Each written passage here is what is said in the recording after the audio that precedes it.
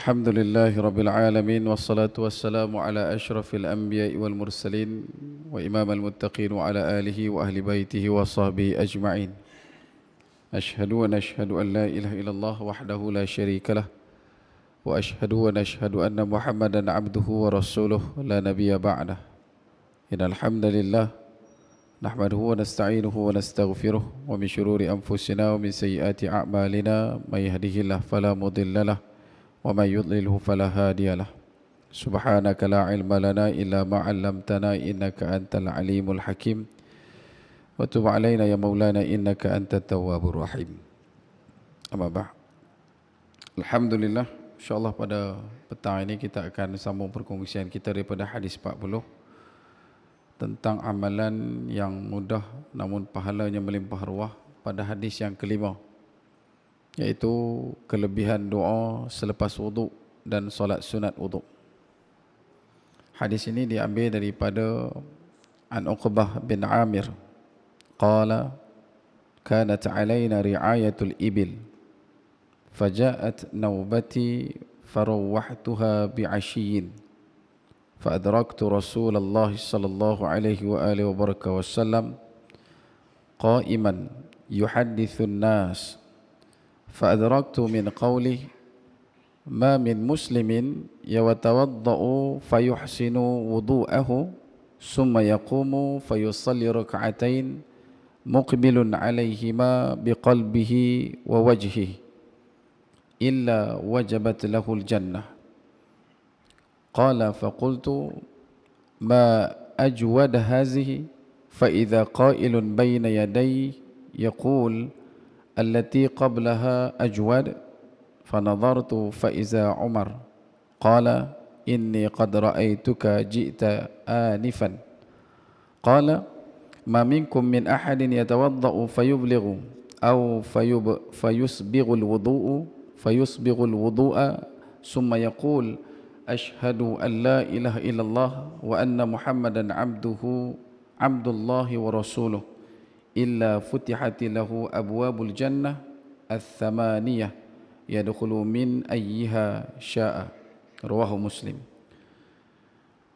وفي رواية الترمذي عن عمر بن الخطاب قال رسول الله صلى الله عليه وسلم من توضأ فأحسن الوضوء ثم قال أشهد أن لا إله إلا الله وحده لا شريك له وأشهد أن محمدا عبده ورسوله اللهم اجعلني من التوابين واجعلني من المتطهرين فتحت له 8 أبواب الجنة يدخل من أيها شاء.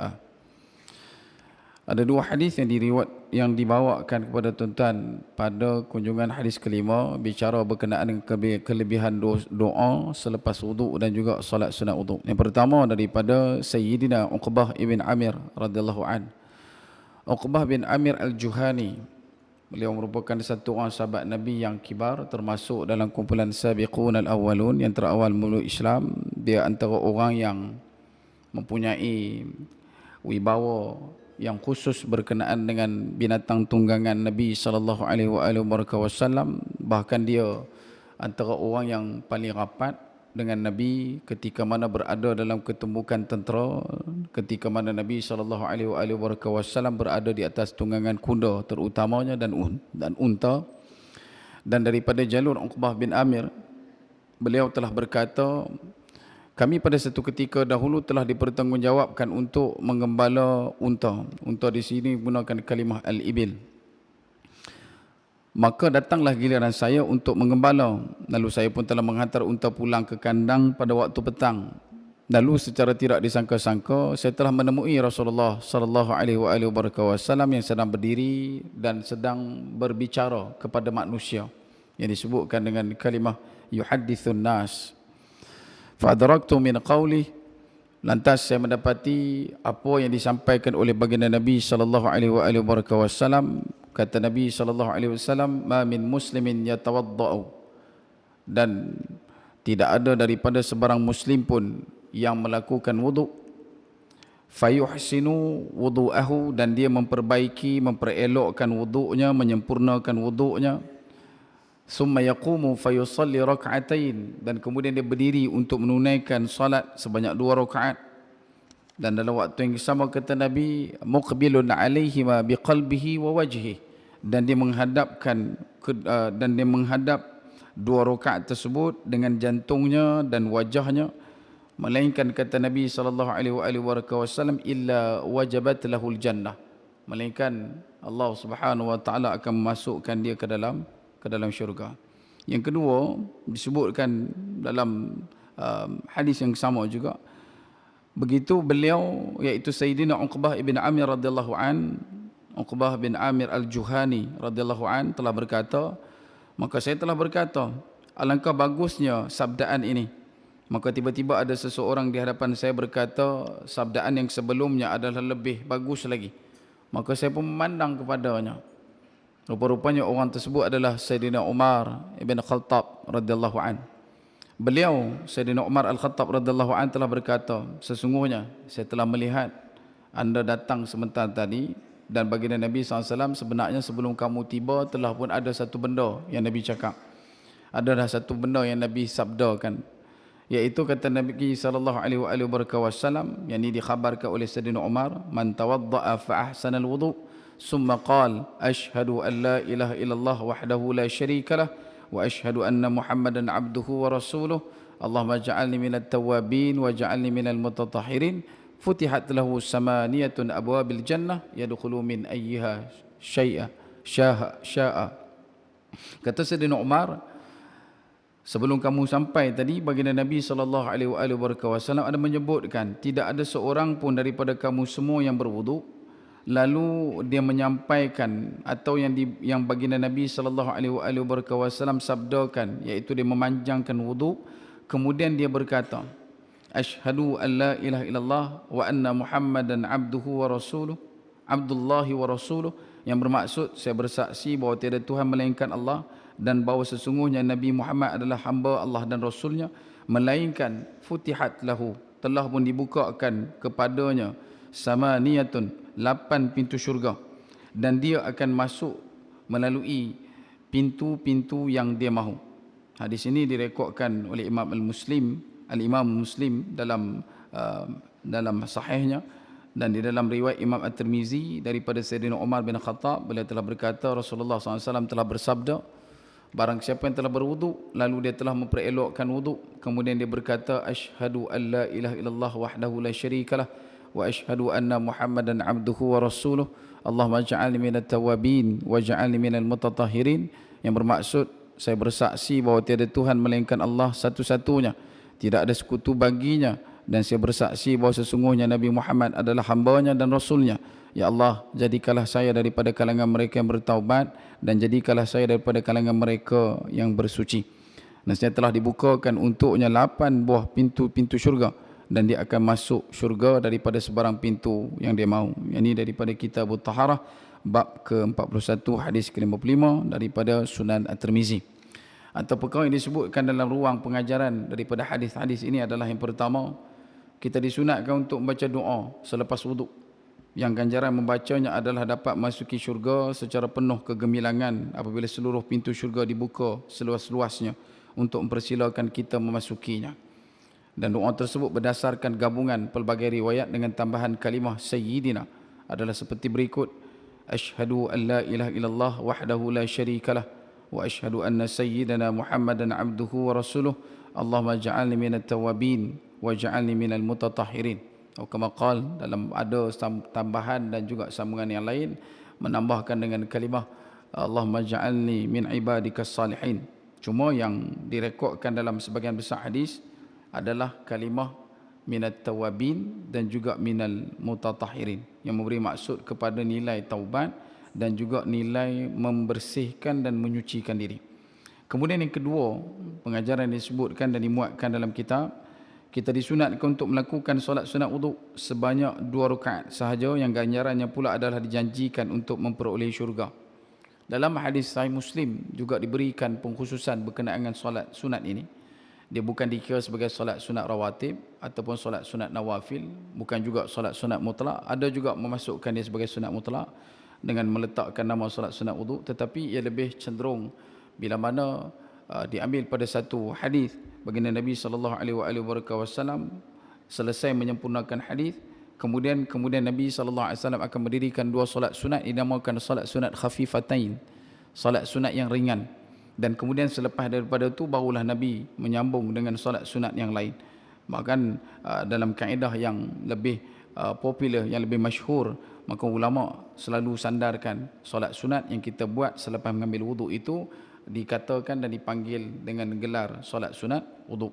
Dan inilah yang dibawakan berkenaan dengan apa yang dilakukan oleh Sayyidina Bilal bin Rabah radhiyallahu an dan juga beberapa para sahabat yang lain yang menyantuni perbuatan Sayyidina Bilal, kerana dikhanakan oleh kebaikan ganjaran balasan yang Allah Subhanahu wa taala persiapkan untuk golongan yang ihtiyati seperti ini. Kemudian yang ketiga, orang yang berwuduk disunatkan untuk memanjangkan basuhan dan sapuan terhadap anggota wuduk yang turut dikenali dengan istilah al-ghurrah wa tahjil. Maksud memanjangkan basuhan itu yang pertama, dalam satu hadis Nabi sallallahu alaihi wasallam menyebutkan wuduk yang dilakukan sekali adalah wuduk para malaikat, wuduk dengan basuhan 2 kali adalah wuduk para nabi, dan wuduk dengan basuhan 3 kali adalah wudukku, kata Nabi SAW. Sebab itu kita dianjurkan untuk melakukan sebanyak 3 kali basuhan. Dalam mazhab Syafi'i diberikan satu penekanan antara perkara yang dikatakan tertib dalam berwuduk adalah senantiasa menyela-nyela perbuatan kita ketika membasuh anggota badan itu dengan menyela di bahagian jari jemari kita, begitu juga di kawasan cuping telinga, begitu juga di kawasan janggut, perlu untuk disela-selakan supaya itu termasuk dalam usaha al-ghurrah wa at-tahjil. Dan kemudian dalam kaedah yang lain adalah dengan kita tidaklah terlalu bakhil dengan ketetapan tempat wuduk. Contoh, tangan sampai ke siku, cun-cun betul siku, tak mau lebih, kan? Bagilah lebih, nak menghilangkan segala perkara yang disebutkan sebagai syak dan juga sangka-sangka yang tidak menepati syarat sah wuduk. Takut nanti bila kita duk buka sintingan baju, kita tengok tak basah pula ujung ni, tadi kena tau. Ni semua sintuk rumah ni, kan? Makruf sintuk rumah. Nak kena patah balik, nak kena buat balik, nak kena ulang balik sampai terah tu. Sebab tu nilai al-ghurrah wa tahjil adalah satu benda yang memberikan ruang kepada kita untuk kita lebih berhati-hati dan tidak terjumus dalam risiko yang Nabi sallallahu alaihi wasallam ancamkan dengan ancaman yang begitu getir. Kata Nabi sallallahu alaihi wasallam, 2 kelompok manusia yang bakal memenuhi neraka Allah Subhanahu wa taala bukanlah mereka-mereka yang tergolong daripada golongan penzina tegar ataupun orang yang minum arak terlalu banyak, orang yang makan rasuah, tidak. 2 golongan yang akan berdiaspora, yang akan penuh dalam neraka, iaitu yang pertama, golongan yang kencing tidak basuh dengan elok, golongan yang tidak bersuci selepas membuang air kecil. Ini golongan pertama. Golongan yang kedua yang lebih mengisaukan adalah golongan yang berwuduk tetapi wuduk mereka tidak sempurna. Maka bila ulama cerakinkan hadis ini, maka diberikan pada banyak penyataan. Yang pertama adalah dikhususkan ataupun diberikan tumpuan berkenaan dengan orang yang berbasa-basi dengan wuduk, asal kena air wuduk, dia tak cuci dah, berkenaan dengan gam ke apa ke benda-benda al-mani' yang menghalang air terkena kulit, dia tak ambil tahu dah, janji ayak kena selesai. Yang ni bahaya ni. Dan lebih dahsyat lagi kata ulama, di celahan kuku, benda-benda kecil, bila ada orang tengok, bila mana orang perhatikan macam basuh dah tetapi tidaklah menyucikan, sebab masih lagi berada dalam keadaan membawa nilai kekotoran. Sebab tu dalam kaedah mazhab Syafi'i dan juga sunnah Nabi SAW, kita akan anjurkan supaya kerat kuku.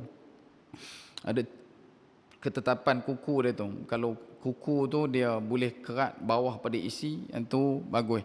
Sama dengan isi hujung tu adalah makruh. Kalau lebih daripada isi itu dah masuk dalam, sama bawah pada isi sunat, sama dengan isi harus, lebih daripada isi makruh, bahkan lebih haram. Tambah-tambah pula saja pergi simpan panjang-panjang, sama panjang dengan sepanah 17 bawah tu. Nak tukar tayar 5 kan? Ni sebab tu kalau kita boleh kerat lah, melainkan atas nasihat doktor. Doktor kata kalau hang kerat kuku ni mati. Tak apa. Kalau kata tak ada masalah untuk kerat, sila kerat. Dan kemudian yang ketiga, bila mendasarkan hadis tentang yang mendiami neraka Allah Subhanahu Wa Taala adalah tergolong daripada galangan manusia yang berwuduk tetapi tidak sempurna, adalah mereka-mereka yang tidak benar mencuci kaki, terutamanya di bahagian tumit. Bila tengok balik dia ada apa nama, macam kita sebut itu, Nabi Isa AS digelar dengan panggilan Al-Masih kerana tapak kakinya tidak ada lekuk. Ada orang kaki dia tak ada lekuk. Kalau tak ada lekuk ni dia mudah nak cuci, dia senang nak gesek dekat lantai pancok kan, dia bubuh kaki dekat celah kok tu pun hilang lah, pasal kaki dia tak apa nak berlekuk. Tapi kalau kita jenis ada lekuk macam ni, dekat situ ni akan ada stain, akan ada daki yang berkumpul, kena cuci. Bawah buku lali tu, teduh buku lali tu, bawah tu kena cuci. Bukan dekat benda-benda yang kita kata luaran, dia celah kaki, celah jari, celah kuku, tak. Di bawah tu juga kena jaga, keliling kawasan tapak tumit tu. Sebab itu penting untuk kita berjaga-jaga dalam mengambil wuduk pada setiap anggota itu, kerana ganjaran kebaikan balasannya adalah balasan yang syurga, balasan yang mahal, balasan yang besar.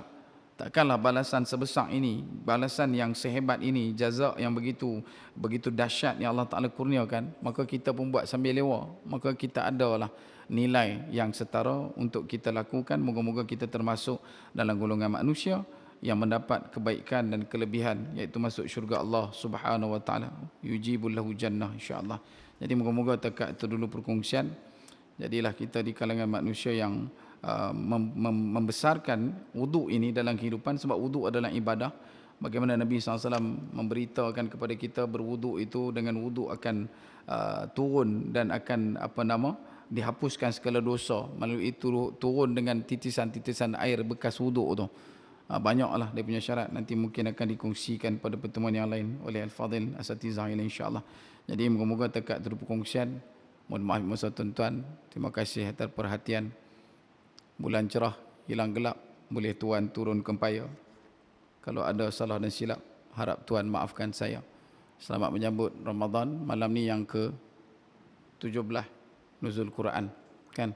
Ambil istifadah kebaikan, panjatkan doa tertinggi, moga Allah Ta'ala beri kekuatan pada umat Islam, terutamanya yang perlu amat kepada doa kita, tuan-tuan, saudara kita di Palestin, di Gaza, yang setiap hari dalam beberapa hari belakangan ini dilakukan injakan demi injakan yang telah pun mencetus trigger, memicu emosi kita. Namun kita ada kekuatan doa, kelemahan yang paling kuat, maka panjatkanlah setinggi-tinggi kekuatan untuk kita berdoa. Moga-moga Allah Ta'ala berikan yang setimpal dan sepadannya, insya-Allah.